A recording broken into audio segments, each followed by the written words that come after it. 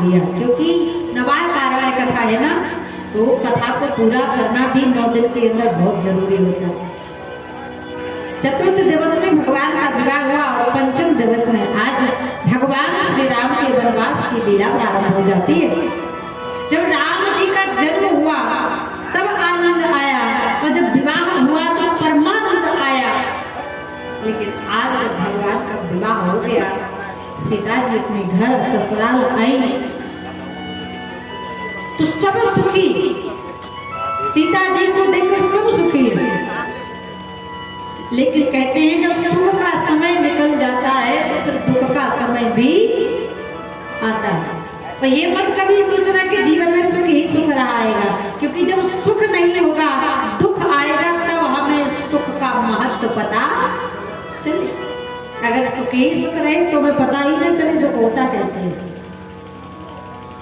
सीता जी का विवाह हुआ, आनंद मंगल छा गया। एक दिन महाराज दशरथ ने देख लिया सिंहासन पर बैठे बैठे कि मेरे जो कान के बाल हैं सोए तो हो गए। दर्पण में मुख देखा तो नजर जीवन की सच्चाई आ गई, और जीवन की सच्चाई यही है। कई लोग कहते हैं कि हमें सब पता है कि हमारा जन्म किस डेट को हुआ, ये सबको पता होगा। हमारा विवाह किस डेट को हुआ ये भी पता होगा, हमारा पहला बेटा या बेटी किस डेट को हुआ ये भी पता होगा। लेकिन किसी को ये पता है कि बुढ़ापा किस डेट को आया है पता? ये पता नहीं।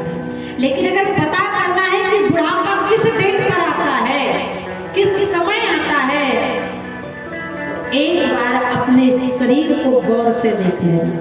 और शरीर में 2 चीजें ऐसी हैं जो ये बताती हैं कि बुढ़ापा आ गया।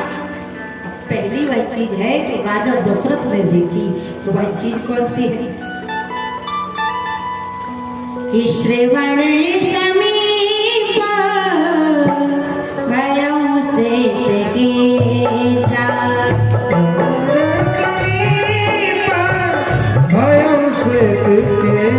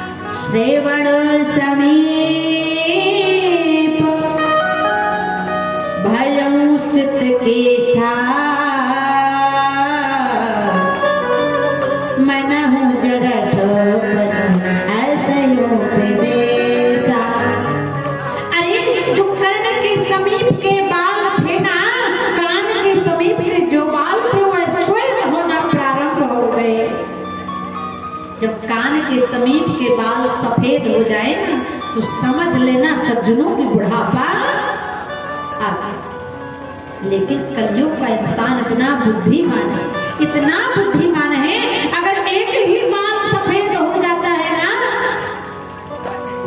तो गिरडीह जाके काला कलर करवा के आ जाता है। कहता है अभी तो मैं और बुढ़ापा आने का दूसरा संकेत है, पहले जो मुख में 32 दांत होते हैं वह दांत धीरे धीरे गिरना प्रारंभ हो। लेकिन बाहर कलयुग के इंसान अगर एक ही दांत टूट जाता है तो रांची के डेंटल क्लिनिक में जाके प्लास्टिक का दांत लगवा के आ जाता है। कहता है अभी तो मैं बुढ़ापा दिया। आए थे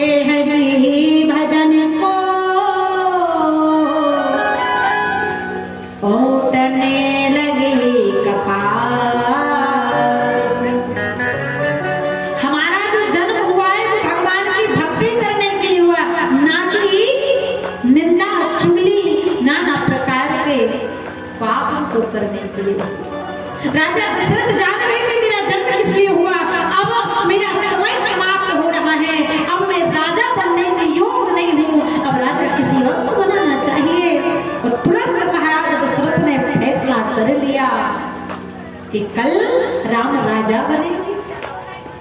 सब प्रसन्न कि कल राम जी राजा बनेंगे, पूरा गांव प्रसन्न, अयोध्या नगर प्रसन्न हो गया। लेकिन एक ऐसा शख्स है जो प्रसन्न प्रभु कौन है? दीख मंथरा नगर बनावा, वो है मंथरा। मंथरा का मतलब क्या है? बोले मन धन खाया, बोले जिसका मन कभी स्थिर ना रहता हो, जिसका मन हमेशा थरथराता रहता हो, ये कर लो वो कर लो, ये कर लो यहाँ वहाँ, वही मंथरा, जिसकी बुद्धि स्थिर ना हो।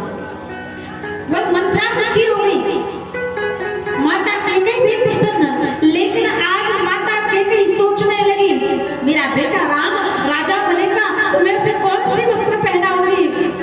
अर्धरात्रि में भगवान राम आते हैं, कैकेयी माता के नेत्रों को पकड़ लेते हैं, माँ क्या करें? राम जी ने पूछा, माता ने कहा कल आप राजा बनोगे तो वस्त्रों का चयन कर रही। राम जी ने कहा हे माँ कैकेयी, कल आप मुझे राजा बनाकर तो बैठा दोगी, लेकिन जरा उस बात को याद करो, वह आपका वचन कैसे पूरा होगा? कैकेयी बोली कौन सा वचन? बोली जब देवासुर संग्राम चल रहा था, महाराज दशरथ मूर्छित होकर गिर पड़े, उसी समय लंका से रावण आता है, महाराज दशरथ के मुकुट को निकाल कर ले जाता है। तब आपने प्रतिज्ञा की थी कि मैं अयोध्या में कोई राजा नहीं बनने दूंगी जब तक वह मुकुट वापस नहीं आ जाता। उसी समय महाराज दशरथ के रथ के पहिए की कील निकल गई, तो उस कील की जगह हे मां कैकेयी आपने अपनी उंगली को लगा दिया था। राजा दशरथ युद्ध पर विजय हो गए। तब आपने कहा था, महाराज दशरथ ने कहा था, हे देवी कैकेयी मैं तुमसे प्रसन्न हूँ, वरदान मांगो, और 2 वरदान देने को कहा था। और आपने भी कहा था मां, हे महाराज दशरथ जब समय आएगा तो मैं उन 2 वरदानों को मांग लूंगी। अब वो समय आ गया, आप माता कैकेयी वो 2 वरदान मांग लो, आपके पति की मान प्रतिष्ठा बनी रहेगी। पहला भरत के लिए टीका मांगो, तो दूसरा मेरे लिए वरदान। लोग माता कैकेयी को बुरा कहते हैं, लेकिन माता कैकेयी बुरी नहीं है। आज माता कैकेयी ने अगर भगवान को वनवास दिया है तो इसका मूल कारण है पति का मान सम्मान ना जाए, इसलिए माता कैकेयी को वरदान मांगना पड़ता। एक कारण ये भी है कि जब राम जी छोटे से थे ना,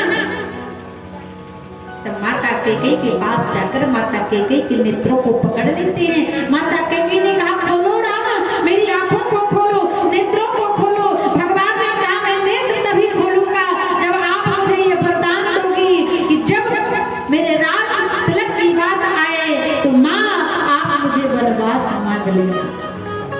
जब माता कैकेयी कहती हे राम मुझसे ये नहीं होगा, जे मैं साजा